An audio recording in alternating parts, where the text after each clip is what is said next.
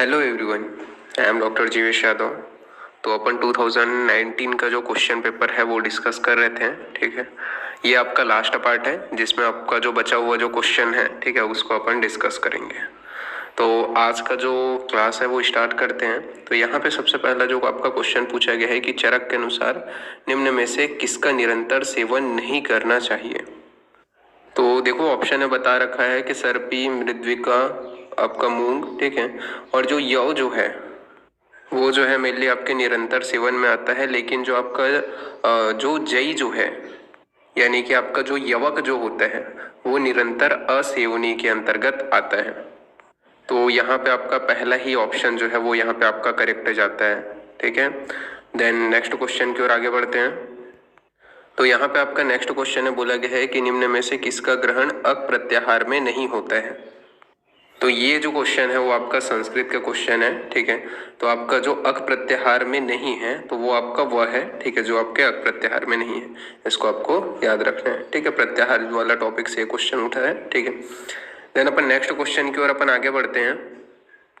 तो next question में यहाँ पे आपका बोला गया है कि कश्यप संहिता अनुसार अभिशरण स्त्रवते यस्य नार्या योनि। तो इसका मतलब ये है कि जिस स्त्री की योनि से निरंतर जो है स्त्राव जो है, लगातार जो स्त्राव जो है वो होता रहता है, तो उसको जो है क्या जो है नाम दिया है आचार्य कश्यप ने। तो आपका जो परिश्रुत जात हारिणी है उसके लिए जो है आचार्य कश्यप ने ये जो है वर्ड दिए हैं। देन नेक्स्ट क्वेश्चन की ओर अपन आगे बढ़ते हैं। तो नेक्स्ट क्वेश्चन है, यहाँ पे पूछा गया है कि चरक संहिता मतानुसार निम्नलिखित में से कौन सा वामक द्रव्य गाढ़ व्याधियों के लिए निर्देशित किया गया है। तो देखो जो कृत वेधन होता है वो इतना वेधन कर जाता है कि मेनली जो है आपका इंटरनल जो आपके व्याधि है उसके अंतर्गत चला जाता है। तो जब आप चरक संहिता पढ़ते हो तो उसके अंतर्गत जो है कृत वेधन जब अपन पढ़ेंगे तो वामक द्रव्य के अंतर्गत जो गाढ़ व्याधि है उसके अंतर्गत मेनली इसका जो है निर्देश बताया गया है। ठीक है, देन नेक्स्ट क्वेश्चन की ओर अपन आगे बढ़ते हैं। देन नेक्स्ट क्वेश्चन में आपका पूछा गया है कि निम्नलिखित में से कौन सा मुख्य रूप से गैलेक्टोकाइनेटिक हार्मोन है। तो व्हाट इज गैलेक्टोकाइनेटिक, ये तो पहले आपको समझ में आना चाहिए कि क्या होता है। तो आपका जो गैलेक्टो है उसका मतलब आप ये समझोगे कि जो आपका ऐसा हार्मोन जो मिल्क को प्रोड्यूस करने के लिए एक्टिव करता है वो चीज़ें आपकी क्या कहलाती हैं, वो आपका क्या कहलाता है गैलेक्टोकाइनेटिक हार्मोन। तो यहाँ पे अपन फर्स्ट ऑप्शन में आएंगे तो एस्ट्रोजन का इससे तो कोई रिलेशन नहीं होता है, प्रोजेस्टेरोन का भी कोई रिलेशन नहीं होता है, लेकिन प्रोलैक्टिन और ऑक्सीटोसिन इनका जो है मेनली रिलेशन आपका होता है। तो आपका जो ऑक्सीटोसिन होता है वो ऐसा आपका हार्मोन होता है जो मेनली आपका जो मेमोरी जो ग्लैंड्स होते हैं उसके ऊपर मेनली जो है वर्क करता है। तो ये जो आपका ऑक्सीटोसिन जो होता है वो आपका गैलेक्टोकाइनेटिक जो हार्मोन है उसके नाम से जाना जाता है। देन अपन नेक्स्ट क्वेश्चन की ओर आगे बढ़ते हैं। तो यहाँ पे आपका पूछा गया है कि सुश्रुत के अनुसार क्रिया गुणवत् समवायी कारणम, ये जो है किसका लक्षण है। तो अगर आपने सुश्रुत नहीं भी पढ़ी होगी तो आपको ये तो लाइन रटी होगी कि यत्र आश्रिता कर्म गुणा समवायी यत् द्रव्यम। तो वो जो वर्डिंग है उसको बस जस्ट उल्टा करके थोड़ा से आपके सुश्रुत ने लिखा है। तो वो चीज मिल ली आपके आचार्य सुश्रुत ने द्रव्य के विषय में जो लक्षण बताया है आचार्य सुश्रुत ने। ठीक है, तो ये आपका आंसर चला जाएगा द्रव्य। फिर अपन नेक्स्ट क्वेश्चन की ओर आगे बढ़ते हैं। तो यहाँ पे आपका जो पूछा गया है कि कश्यप के अनुसार गर्भिणी के क्या करने से गर्भ कुर्णी गर्भ यानी कि ऊर्ध्व शाखाओं में विकृत हो जाती है। तो कुणी को हम लोग जानते हैं ना कि मेनली एल्बो जॉइंट से रिलेटेड है। तो कुणी मतलब जो आपको ऊर्ध्व शाखा है उसमें क्या है विकृति आ जाती है। तो क्या है कि आचार्य कश्यप ने बताया है कि अगर गर्भिणी जो है वो धूम्रपान करती है तो आपका जो बालक है वो आपका कुणी जो है उत्पन्न हो सकता है। तो आपको इसको ऐसे याद रखना है कि जो धूम है उससे बच्चा कुण हो जाता है, मतलब आपका जो है कुणी बच्चा हो जाता है। तो ये आपका धूमपान आंसर जाएगा। देन नेक्स्ट क्वेश्चन की ओर आगे बढ़ते हैं। तो यहाँ पे आपके नेक्स्ट क्वेश्चन में पूछा गया है कि अधोलिखित में से कौन सा संधि मुक्त का भेद नहीं है। तो आपको पता ही होगा कि अस्थि के जो आपके संधि के जो डिफरेंट के आपके कांड भग्न हैं उसके टाइप्स। तो ये अपन लोगों ने जब क्वेश्चन पेपर सॉल्व कर रहा था उसी के दौरान मैंने आप लोगों को प्लॉट करके बताया था। तो उसमें आप ध्यान दोगे कि अतिक्षिप्त, अवक्षिप्त और विवर्तित ये आपके टाइप्स हैं, लेकिन अतिपातित ये जो है मेरे लिए आपका संधि मुक्त का भेद नहीं है। ठीक है, आप देख सकते हो। ठीक है, जो अपन लोगों ने अभी चीज सॉल्व कर रहे थे कि इससे पहले, ठीक है, आपके शायद फर्स्ट या सेकंड में मैंने इसका श्लोक पूरा डिटेल किया था। ठीक है, तो उसमें आप जो है देख सकते हो। ठीक है, तो यहाँ पे आपका अतिपातित जो है वो मेरे लिए आपका आंसर चला जाएगा। फिर अपन नेक्स्ट क्वेश्चन की ओर आगे बढ़ते हैं। तो नेक्स्ट क्वेश्चन में आपका पूछा गया है कि which of the following tuning fork test is done to confirm otospongiosis. तो आपका जो ऑटोपोंजियोसिस है उसको कंफर्म करने के लिए मेनली आपका क्या है, ट्यूनिंग फॉर्क जो टेस्ट है वो किया जाता है। तो जो आपका ये जो टेस्ट होता है वो क्या आपका कानों से रिलेटेड है। तो इसको क्या कहते हैं, इसको कहते हैं गैलीस टेस्ट। जैसे कि आपका जो कानों से रिलेटेड जो टिम्पेनोग्राम है वो आपका आगे आया है। तो ये आपका जो है जो गैलिस टेस्ट है वो आपका इंपॉर्टेंट है। ठीक है, जो आपका ईयर रिलेटेड जो डिसीज है उससे रिलेटेड है। ठीक है, तो इसको आपको याद रखना है। ठीक है, देन अपन नेक्स्ट क्वेश्चन की ओर आगे बढ़ते हैं। तो नेक्स्ट क्वेश्चन में यहाँ पे पूछा गया है कि ओवेरियन जो आपका ट्यूमर होता है उसमें डैश आपका मार्कर होता है। सॉरी, आपका जो ये ओवेरियन कैंसर में डैश ट्यूमर मार्कर होता है, ये यहाँ पे आपका पूछा गया है। सो CA-125 is a marker of ovarian cancer. तो इसी के साथ में आप लोगों को जो है अलग अलग जो आपके मार्कर्स हैं वो भी मैं बता देता हूँ, क्योंकि कई बार जो आपके मार्कर से आपके क्वेश्चंस एग्जाम में पुट अप हुए हैं, तो वो भी मैं यहाँ पे आप लोगों को बता देता हूँ। तो ये आपका जैसे कि अपन लोगों ने देखा ओवेरियन कैंसर का जो मार्कर था ना आपका CA-125, ठीक है, उसी टाइप से आपका एक और मार्कर होता है, वो है आपका OVA1। ठीक है, तो इसको भी आपको याद रखना है। और एक और मार्कर है जो आपका सबसे ज़्यादा कॉमन बताया जाता है, वो है आपका ROS1। ये जो आपका मार्कर होता है वो आपके लंग से जो कैंसर है उसका मार्कर होता है। ठीक है, ROS1। फिर आपका जो नेक्स्ट मार्कर होता है वो आपका होता है PSA, प्रोस्टेट स्टैटिक जो आपका एंटीजन। तो ये आपका क्या है, प्रोस्पेक स्पेसिफिक एंटीजन। ठीक है, स्पेसिफिक एंटीजन है। ठीक है, इसका फॉर्म इसको याद रखना। और ये जो मार्कर होते हैं तो आप लोगों को नाम से समझ में आ रहा होगा, ये जो आपका मार्कर होता है वो आपका प्रोस्टेट जो आपका कैंसर है उससे रिलेट करते हैं। तो ये जो आपका मार्कर है PSA, ठीक है, उससे आपका कई बार क्वेश्चन आया है। ठीक है, तो ये इंपॉर्टेंट है, प्रोस्टेट स्पेसिफिक एंटीजन। ठीक है, जो प्रोस्टेट कैंसर के लिए मेनली जो है अपन करवाते हैं। तो ये आपका इंपॉर्टेंट है, याद रखना है ये मार्कर। इसी के साथ साथ आपका जो नेक्स्ट मार्कर होता है वो आपका होता है NTRK। तो ये जो आपका NTRK जो मार्कर होता है वो जब भी क्या है, सॉलिड कोई भी आपका ट्यूमर हो तो ये जो आपका मार्कर है वो आपका एक्टिवेट हो जाता है। इसी प्रकार से आपको और कुछ मार्कर हैं, जैसे कि आपका इम्यूनो जो ग्लोबुलिन है उससे रिलेटेड है, जो आपका क्या है HIAA, जो मेनली आपका यूरिन से रिलेटेड मार्कर है। ये जो मार्कर होता है वो आपका क्या है, अल्फा बीटा प्रोटीन। ये जो होता है आपका जो जर्म सेल का जो कार्सिनोमा होता है, या फिर जो आपका लेवर का जो आपका कैंसर होता है उसके लिए आपका जो अल्फा जो आपका प्रोटीन है वो होते हैं। इसके अलावा आपका जो CA-19 जो आपका 9 है, ठीक है, वो आपका क्या होता है, मेनली आपका जो मेनली आपका पैनक्रियाटिक जो गॉल ब्लैडर है उसके लिए है। आपका बाइल डक्ट गैस्ट्रिक जो कैंसर होते हैं ना, उसके लिए आपका CA-19 जो मार्कर है वो होता है। तो आपसे जो है ओवेरियन कैंसर का पूछा गया था, तो इसका जो है आपका ट्यूमर मार्कर क्या है, तो OVA1 और CA-125। तो ये मैंने आपको कुछ इंपॉर्टेंट जो मार्कर है वो बता दिए जो ओवम कैंसर से आपके रिलेट करते हैं। ठीक है, देन नेक्स्ट क्वेश्चन की ओर अपन आगे बढ़ते हैं। फिर नेक्स्ट क्वेश्चन में पूछा गया है कि अष्टांग हृदय के अनुसार निम्नलिखित में से कौन सा गण अस्मरी नाशक है। तो आपका जो ऊषक आदि गण जो आपका सुश्रुत में भी यही है, आपका अष्टांग में भी यही बता रखा है, जो मेनली क्या होता है, अस्मरी नाशक होता है। तो आपका क्या होता है, ऊषक जो हो मेनली अस्मरी का नाश करता है। ठीक है, तो इसको आपको याद रखना है। ठीक है, तो इसको आपको याद रखना है। देन नेक्स्ट क्वेश्चन की ओर आगे बढ़ते हैं। तो नेक्स्ट क्वेश्चन में पूछा गया है कि निम्नलिखित में से किस अवस्था में मर्फी साइन एक विशिष्ट लक्षण होता है। तो इसके पहले हमने क्या देखा था, जो आपका मर्फी स्ट्रायड है जो आपका एपेंडिसाइटिस से रिलेटेड था उसको हमने देखा था। तो ये जो दोनों क्वेश्चन है वो आपका एक दूसरे से रिलेट करने वाले हैं, एक दूसरे में क्या है कंफ्यूज करने वाले हैं। जो आपका मर्फीज ट्रायड होता है वो आपका एपेंडिसाइटिस के अंतर्गत आता है, इसीलिए देखो उन्होंने पहला ऑप्शन जो एपेंडिसाइटिस है वो दे दिए हैं, ताकि जो है आप इसको टिक करो। और मोस्टली जो बच्चे होते हैं वो क्या है पूरा क्वेश्चन को पढ़ते नहीं है, बस ऐसा है कि मर्फीज दिख गया तो हाँ भाई एपेंडिसाइटिस से रिलेटेड होगा, हमने पढ़ा था, तो ऐसा करके पहला ऑप्शन को टिक करके आगे बढ़ जाते हैं। तो ऐसा आपको नहीं करना है, ठीक है। यहाँ पे दोनों चीज़ें अलग अलग से जो है आपका है, ठीक है। मर्फीज जो ट्रायड है वो एपेंडिसाइटिस से रिलेटेड है, जबकि जो मर्फीज साइन होते हैं मेनली आपका जो कोलिसिस्टाइटिस है, जो आपका गॉल ब्लैडर की जो डक्ट होती है उसके क्या है स्वेलिंग के टाइम में ये जो आपका मर्फी साइन है वो आपको देखने को मिलेगा।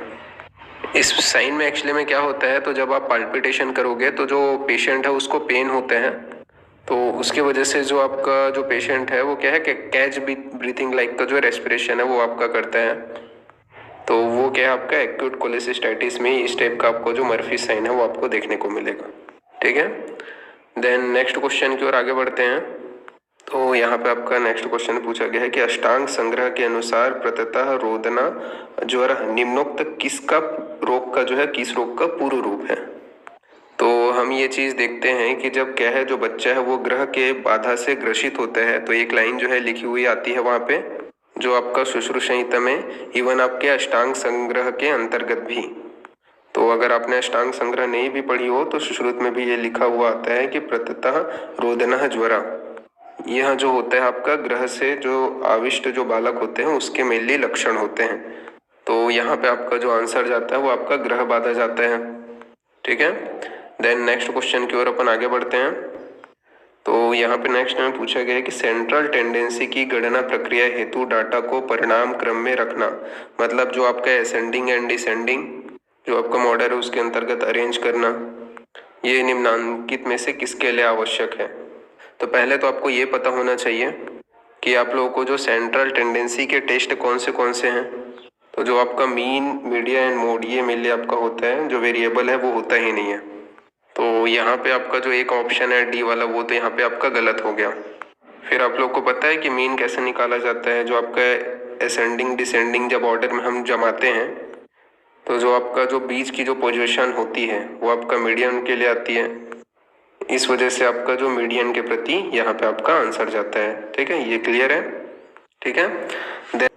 नेक्स्ट में यहाँ पे पूछा गया है कि भाव प्रकाश के अनुसार ग्रीष्म ऋतु में हरितिकी का सेवन किसके साथ करना चाहिए। तो इसके लिए आप लोग जो है एक ट्रिक लिखना, PMG से शशु, और जो आपका ऋतुओं का जो क्रम है वो क्या है शिशिर, वसंत, ग्रीष्म, वर्षा, शरद और हेमंत, ठीक है। सीवग्री वश है, ठीक है, सीवग्री वश है, PMG से शशु, ये मिल जाए आपका ट्रिक है। अब इसको अपन डिकोड करते हैं कैसे करके आप करोगे। तो यहाँ पे आपका जो है क्वेश्चन क्या पूछा गया है, तो ग्रीष्म ऋतु में मेनली हरितकी का सेवन किसके साथ में किया जाता है। तो यहाँ पे आपका जो है ग्रीष्म ऋतु में मेनली जी से आपका क्या है गुड़ के साथ में मेनली जो है आपका हरितकी का सेवन किया जाता है, जी से ग्रीष्म, जी से आपका गुड़। पिपली से आपका क्या है शिशिर ऋतु में मेनली जो है हरितकी का सेवन किया जाता है, ठीक है। शिशिर ऋतु में मेनली पिपली के साथ में हरितकी का सेवन करते हैं। वसंत ऋतु में मेनली मधु के साथ में जो है आपका हरितकी का सेवन किया जाता है। जो आपका वर्षा है उसमें क्या है संधों के साथ में सेवन किया जाता है।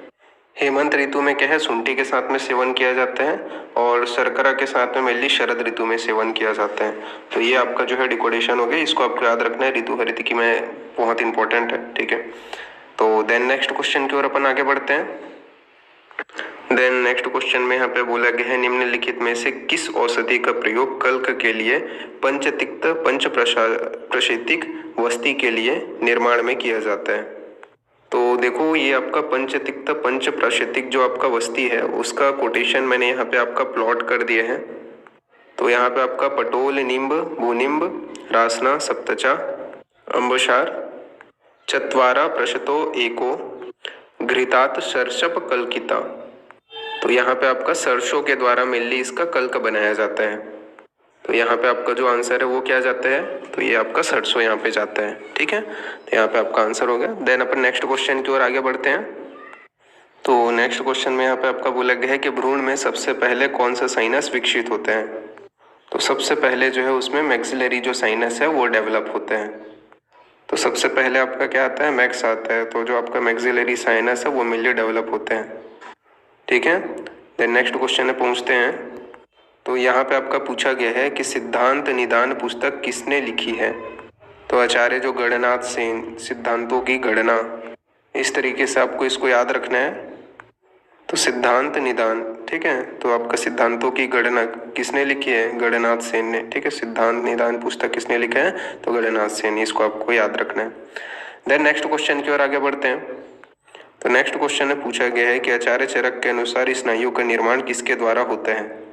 तो अभी जो अपन लोगों ने हृदय वाला जो क्वेश्चंस है, ठीक है, वो देखा था 2019 के पेपर में, तो उसी से आपको समझना है, क्योंकि एक्चुअली में बताया गया मेद धातु है। तो इन्होंने जो खर पाक है, मृदु पाक है, वो आपका अलग ही कॉन्सेप्ट है। तो इन्होंने जो क्वेश्चन पूछा है वो बहुत ईजी पूछ लिया। तो आपका जो स्नायु का निर्माण किससे होता है, आपका मेद धातु, ठीक है। देन आगे बढ़ते हैं। फिर आपका नेक्स्ट क्वेश्चन में बोला गया है कि चरक मतानुसार किंशुकोदक संकाश स्त्राव। तो वेरी मोस्ट इंपॉर्टेंट है, ये बहुत इंपॉर्टेंट है। कई बार जो है रिपीटेड आपका ये क्वेश्चन है, एग्जाम में कई बार रिपीट हुए हैं ये मिलने के है आपका वातज जो आपका प्रदर है उसके अंतर्गत देखने को मिलता है। तो जो आपका किंशुकोदक संकाश स्त्राव का वातज प्रदर है उसमें मिलनी देखने को मिलता है। तो यहाँ पे आपका क्वेश्चन पूछा गया है कि चरक मत अनुसार वामक औषधि सेवन के पश्चात श्वेत प्रादुर्भाव होना निम्नलिखित में से किस क्रिया की ओर इंगित करते हैं।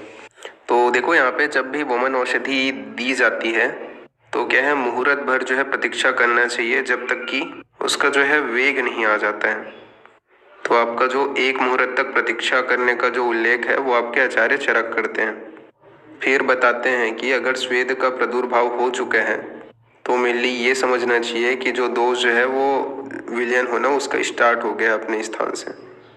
फिर अगर लोमहर्ष हो रहा है तो वो जो है दोष जो है अपने स्थान से चलित हो चुके हैं। और कुक्षी में अध्यमान मतलब कुक्षी में आ चुके हैं। और अगर हल्लास आश्रित श्रवण हो रहे हैं तो वो क्या है, आपके अधोमुखी हो गए। तो वमन आने से पहले जब अपने को लग रहा है कि जो पेशेंट है उसमें स्वेटिंग हो रही है, मतलब जो ऊष्मा बढ़ रही है शरीर की, तो मतलब कुछ जो चीजें हैं वो अपने बॉडी के अंतर्गत विलयन हो रहे हैं। तो श्वेत प्रादुर्भाव मतलब जो दोष है उनका विलयन होना। रोमहर्ष मतलब उसमें कुछ न कुछ गति हो रही है। तो जब क्या है प्रचालित हो जाएंगे तो जो है मेनली लोमहर्ष होगा। और जब कुक्षी में आ गए तो कुक्षी में पर्टिकुलरली आद्यमान होने लग गया। और जो है मुंह में पानी आना, हल्लास होना, नोजिया जैसा जो है फील होना, उसके फील होने के जस्ट 10 सेकंड के अंतराल में जो है वमन जो है उसका वेग आ जाता है। तो ये आपका एंथेमिक है, इसको आपको समझना चाहिए कि ऊर्ध्वमुखी जो है आपके दोष हो गए हैं। तो अभी का जो सवाल था उसमें तो श्वेत प्रादुर्भाव बोला गया है, ठीक है। तो दोषों का विलयन होना ये आपका आंसर आ जाएगा। लेकिन मैंने पूरी चीज़ों को इस वजह से बता दिया है कि आगे जैसे कि आपका जो है इनके अलावा जो बाकी चीज़ें हैं, ठीक है, उसको भी पूछ ले, इस वजह से मैंने पूरा जो श्लोक है वो यहाँ पे आपका एक्सप्लेन कर दिया है, ठीक है। देन नेक्स्ट क्वेश्चन की ओर अपन आगे बढ़ते हैं। तो नाउ नेक्स्ट वन इज रस तरंगणी के अनुसार अभ्रक भस्म के अमृतीकरण के लिए किस क्वाथ का प्रयोग किया जाता है। तो मेनली आपका क्या है, अभ्रक भस्म के लिए त्रिफला क्वाथ का प्रयोग किया जाता है और इष्टिका चूर्ण के जैसी इसका जो भस्म है वो बनता है।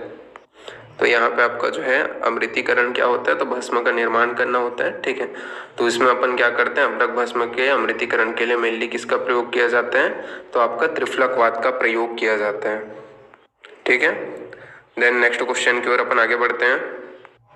सॉरी, यहाँ पे थोड़ा सा आप लोग याद रखना कि अमृतीकरण में क्या होता है, अपन अमृतीकरण में भस्म निर्माण की प्रक्रिया नहीं होती, जो मारण प्रक्रिया है, ठीक है, उसमें अपन भस्म निर्माण करते हैं, ठीक है। अमृतीकरण में अपन जो है क्वाथ द्रव्य की भावना देते हैं, ठीक है। तो ये चीज को आप थोड़ा याद रखना। देन नेक्स्ट क्वेश्चन की ओर अपन आगे बढ़ते हैं। फिर नेक्स्ट में पूछा गया है कि अष्टांग हृदय के अनुसार अम्ल वर्ग में निम्नलिखित में से कौन से धातु को सम्मिलित किया गया है। तो जैसे कि अपन लोग चरक में देखते हैं ना कि आपके अम्ल स्कंद ऐसा करके, तो आपके वैसे ही आपके अष्टांग हृदय में भी आपके अम्ल स्कंद के जो आपके द्रव्य हैं वो बताए गए हैं। तो इन्होंने क्या किया है, जो आपका प्लांट है उसके साथ में आपका धातु को जोड़ दिया है और उन्होंने क्या जोड़ा है, आपका रजत धातु। तो ये जो क्वेश्चन है वो आपका रिपीट हो चुका है, ये क्वेश्चन आपको इसको मेनली ध्यान रखना है कि उन्होंने मेनली क्या है आपका रजत को ऐड किया है, ठीक है। देन नेक्स्ट क्वेश्चन की ओर अपन आगे बढ़ते हैं। तो नेक्स्ट में यहाँ पे आपका पूछा गया है कि कश्यप के अनुसार नाभ्या समन्ततः शोभा, ये जो लक्षण है वो किस रोगावस्था के अंतर्गत आपको देखने को मिलता है। तो जो पांडु रोग है उसके अंतर्गत जो है आचार्य कश्यप ने यह जो लक्षण है उसका वर्णन किया है। तो आपका जो है नाभि तुंडी के अंतर्गत ये जो लक्षण है वो नहीं आता है, ठीक है। पांडु रोग में मेनली ये जो है लक्षण आपका आता है, जिसमें आपका नाभि के चारों ओर एक समान जो है स्वेलिंग आपको देखने को मिलती है। फक रोग में क्या होता है, जो आपका बच्चा होता है वो तो आपका माल न्यूट्रिशन का शिकार हो जाता है। जलोदर जो होता है उसमें नीचे की ओर आपके स्वेलिंग मिलेगा, तो ये दो ऑप्शन आपके जो है कैंसिल हो गए। तो यहाँ पे आपका जो आंसर जाएगा वो पांडु रोग जाएगा, ठीक है। देन नेक्स्ट क्वेश्चन की ओर अपन आगे बढ़ते हैं। तो यहाँ पे आपका नेक्स्ट क्वेश्चन में पूछा गया है कि चरक संहिता मतानुसार जब रुग्ण को अस्थि संधियों को महारुजा हो तो निम्नलिखित में से किस स्नेह को देना चाहिए। तो ऑलरेडी अपन लोगों ने चारों प्रकार के जो स्नेह हैं वो डिस्कस कर लिए हैं एकदम अच्छे से। तो वहीं से आपका वापस क्वेश्चन आ गया है जो आपका वसा है कि अस्थि और संधि में मेनली महारुजा होना, उसमें अपन क्या देते हैं, मेनली वशा का प्रयोग करते हैं, ठीक है। देन नेक्स्ट क्वेश्चन की ओर आगे बढ़ते हैं। तो यहाँ पे आपका जो है क्वेश्चन पूछा गया है कि भाव प्रकाश के मतानुसार मलाई युक्त बिना पानी मिले मथी दही को किस रूप के नाम से जाना जाता है। तो उसे क्या कहा जाता है, मेनली घोल कहा जाता है। देखो जिन्होंने नहीं पढ़ा है उनके लिए मैं वापस बता देता हूँ कि जैसे कि भाव प्रकाश के अंतर्गत आपको देखने को मिलेगा ससरम निर्जलम घोलम।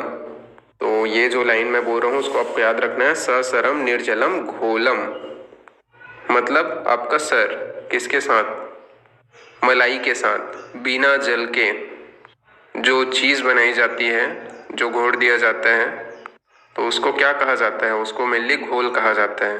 ये पूछा गया है ना आपका, मलाई युक्त बिना पानी मिलाए, तो आपका ससरम निर्जलम घोलम उच्यते, ये आपको मेनली याद रखना है। इसके साथ ही मथितम तु असरोदगम, तो मथितम तु असरो उद्गम, तो आपका मथित किसको कहते हैं, जिसमें से आपका पानी तो जो आपका मलाई तो निकाल दी लेकिन पानी मिला दिया, तो वो क्या है आपका मथित कहलाया जाता है, ठीक है। तो आप लोगों को यहाँ पे मथित समझ में आ गया। उसके बाद में आता है आपका तक्र। तो तक्र के लिए क्या लिखा है, तक्र पाद जलम प्रोक्तम, तो जो आपका फोर्थ पार्ट जब पानी मिला दिया जाता है तो उसको क्या कहा जाता है, तक्र कहा जाता है। तो क्या हुआ आपका, तक्र पाद जलम प्रोक्तम। फिर आपका आता है उदश्वित। तो उदश्वित के लिए मेनली लिखते हैं कि आपका उदश्वित अर्धवारिकम। तो जो उदश्वित जो कल्पना है जो आपके तक्र के अंतर्गत ही आता है, ठीक है, उसमें क्या है अर्धवारिकम बोला जाता है। मतलब क्या है आपका आधा जो है पानी मिला दिया जाता है, तो वहाँ पे आपका जो पूरा जो द्रव्य है उसका जो है आधा पानी जो है वहाँ पे मिला दिया जाता है। फिर उसके बाद में आपका ये उदश्वित के विषय में बता दिए गए। फिर लिखते हैं छच्छिता क्षारहीना, तो शच्छिका क्षारहीना, ठीक है। तो जो आपका शच्छिक होता है उसमें किसी भी प्रकार का आपका क्षार नहीं होता है, मतलब किसी भी प्रकार की मलाई नहीं होती। स्वात शिक्षा, मतलब जो है साफ स्वच्छ होती है। और प्रचुर वारिका, मतलब बहुत सारा उसमें क्या है पानी मिलाया जाता है।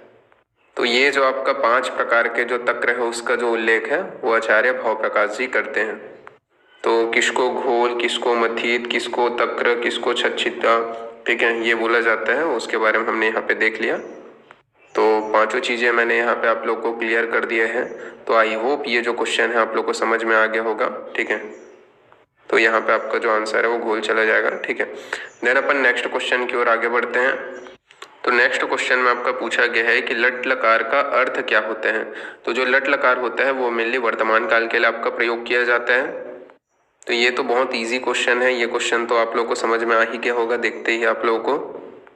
देन नेक्स्ट क्वेश्चन की ओर अपन आगे बढ़ते हैं। तो नेक्स्ट क्वेश्चन में पूछा गया है कि चरक संहिता के मतानुसार निम्नोक्त किस व्याधि में उत्तम मात्रा स्नेहपान के लिए कहा गया है। तो जो आपका उत्तम मात्रा है उसमें स्नेहपान जो है वो आपके मूत्रकृच्छ में कहा गया है। अब यहाँ पे देखो जो वात रक्त है उसमें अपन उत्तम मात्रा में जो है स्नेहपान नहीं करा सकते हैं, क्योंकि यहाँ पे आपका तो उसमें क्या है, पित्त की समादुष्टि होती है, और जो साम पित्त है वो क्या है, रंजित कर देगा देह को, उसकी समादुष्टि वहाँ पे उत्पन्न हो जाएगी। तो यहाँ पे आपका जो वात शोणित है उसमें ये यहाँ पे नहीं है। फिर उसके बाद में कुष्ठ में स्पेशली जो आपका पंचकर्म है वो जो है मेनली कॉन्ट्रा इंडिकेटेड है। तो यहाँ पे आपका जो है मेनली कुष्ठ भी यहाँ पे आपका जो है कैंसल हो गया। और जो कास है उसमें अगर अपन जो है मेनली स्नेह उत्तम मात्रा में दे देंगे तो पहले से ही जो आपकी व्याधि होती है वो वात कफज होती है, तो क्या होगा, मेनली कफ बढ़ जाएगा, तो ये भी आपका ऑप्शन नहीं है। तो स्पेशली जो वात प्रीडोमिनेंट जो आपका व्याधि है उसमें अपन जो है उत्तम मात्रा में स्नेह का पान कराते हैं, यानी कि मूत्र कृच्छ में। तो ऐसे समझ करके भी आप ये क्वेश्चन को सॉल्व कर सकते थे, ठीक है। देन नेक्स्ट क्वेश्चन की ओर आगे बढ़ते हैं। तो नेक्स्ट क्वेश्चन में बोला गया है कि चरक मतानुसार निम्नोक्त किस व्याधि के संदर्भ में न अति स्निग्धान विरेचयेत के लिए निर्देश है। तो इसमें बता रखा है कि जो आपका जो पेशेंट पहले से स्निग्ध हो तो उसको मेनली जो है विरेचन अपने को नहीं कराना चाहिए, क्योंकि जो देह है वो मेनली रंजित हो सकती है। तो ये जो है मेनली आपके पांडु के अंतर्गत इंडिकेट करता है, ठीक है। तो ये जो है आपका चिकित्सा सूत्र से मेनली आपका क्वेश्चन आया है, ठीक है।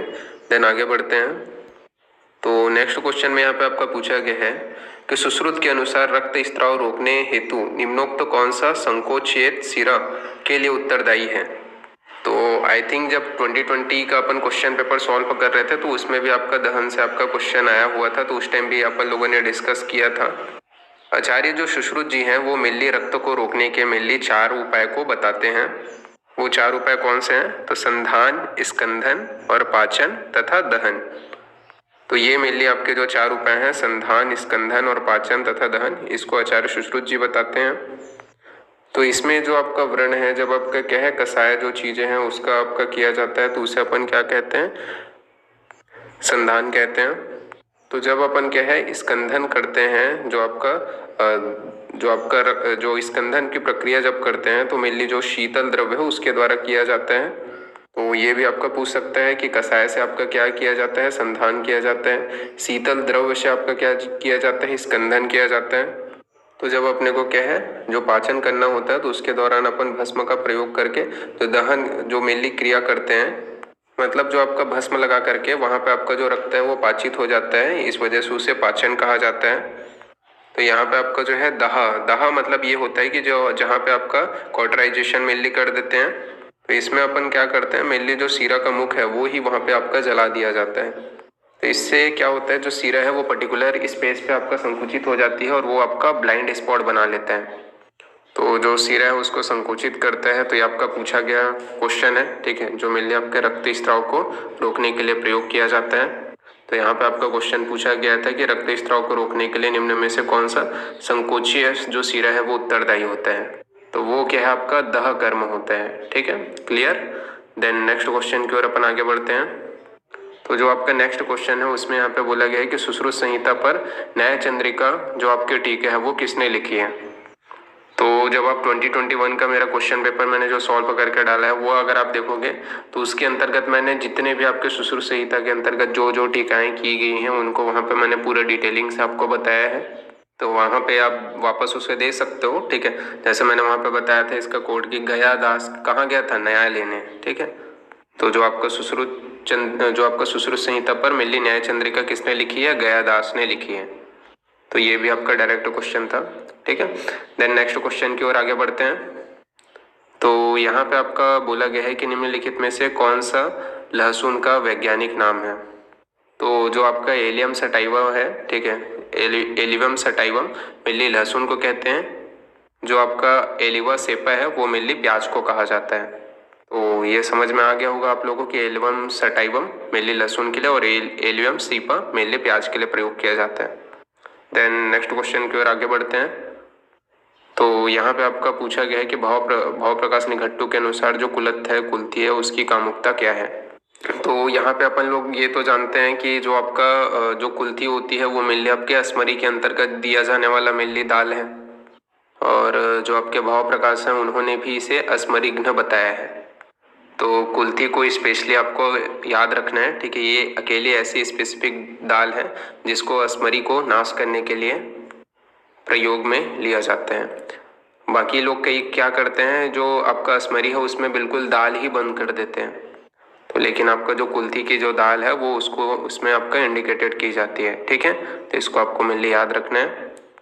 देन अपन नेक्स्ट क्वेश्चन की ओर आगे बढ़ते हैं। तो आपके नेक्स्ट क्वेश्चन में पूछा गया है कि टी सेल्स किस प्रकार की कोशिकाओं से संबंधित है। तो जो अपन लोगों ने इसने कई बार पढ़ा है कि जो टी लिम्फोसाइट है, आपका जो पी लिम्फोसाइट, जो आपका टी लिम्फोसाइट है वो आपका मेनली क्या है, टी सेल से मेनली जो है आपका संबंधित है। ठीक है, तो ये बहुत ईजी क्वेश्चन था। फिर अपन नेक्स्ट क्वेश्चन की ओर आगे बढ़ते हैं। तो यहाँ पे आपका क्वेश्चन पूछा गया है, नेक्स्ट क्वेश्चन है कि हठ योग प्रदीपिका के अनुसार मिताहार का अर्थ क्या होता है। तो मिताहार का जो अर्थ है वो क्या होता है, ये यहाँ पे पूछा गया है। तो ये आपका जो है स्वस्थ वृत्ति का मेनली आपका क्वेश्चन यहाँ पे पूछा गया है। तो यहाँ पे आपका मेनली जो है इसका अर्थ क्या होता है, तो स्निग्ध मधुर आहार का सेवन करना तथा अमाशय से जो 1/4 पार्ट है उसको रिक्त छोड़ देना। तो जो आपका 1/4 जो पार्ट है उसको रिक्त छोड़ना, यह अपन लोगों ने संहिताओं के अंतर्गत मेनली पढ़ा है। तो इसमें आपका जो है रुक्ष लघु मधु आहार जो है वो अगर आप देखोगे, ठीक है, वो आपका नहीं है। ठीक है, इसमें अपन क्या करते हैं, मेनली स्निग्ध मधुर आहार का सेवन कराते हैं। तो यहाँ पे आपका जो है मेनली स्निग्ध मधुर आहार का सेवन करा करके 1/4 पार्ट को रिक्त छोड़ देना, यह हठ योग प्रदीपिका के अनुसार मित आहार का मेनली जो है अर्थ बताया गया है, यह उसका उद्देश्य है। ठीक है, तो ये आपको याद रखना है। तो यहाँ पे आपका जो है 2090 का जो क्वेश्चन पेपर है वो यहाँ पे आपका जो है पूरा सॉल्व हो गया। ठीक है, तो यहाँ पे आप लोगों को जो है क्वेश्चन पेपर को जो है सॉल्व करना इस वजह से भी ज़्यादा इंपॉर्टेंट है क्योंकि आप लोगों को पता तो चले कि किस टाइप के क्वेश्चन आते हैं। और मैं ये इस वजह से ये सब चीज़ करा रहा हूँ क्योंकि आप लोगों को एटलीस्ट पता तो चले कि हाँ, जब पढ़ते हो तो कॉन्फिडेंस आता है कि हाँ मैंने ऐसे ऐसे क्वेश्चन आपको देखे थे, मतलब जो पेपर है उसमें देखे हैं। ठीक है, तो उसके वजह से आपको क्या है, एक बार जब क्वेश्चन पेपर सॉल्व करते हो, ठीक है, भले आपको पता नहीं, इसी वजह से मैं जो भी चीज़ें होती है उसको पूरा डिटेलिंग से बताता हूँ। हर क्वेश्चन को सॉल्व करने के पहले उसको लॉजिक या फिर उसकी जो चीज़ें हैं उसको आप लोगों को याद दिलाता हूँ कि हाँ ये यहाँ से है, ये यहाँ से है। ठीक है, ये मेरे जो मेरा रहता है उद्देश्य रहता है। ठीक है, तो आज का जो लेक्चर है वो यहीं पे अपन एंड करते हैं। ठीक है, नेक्स्ट जो लेक्चर रहेगा उसमें अपन 2018 का जो क्वेश्चन पेपर है वो उठाएंगे और उसको सॉल्व करेंगे। ओके, ठीक है, तो फिर थैंक यू क्लास।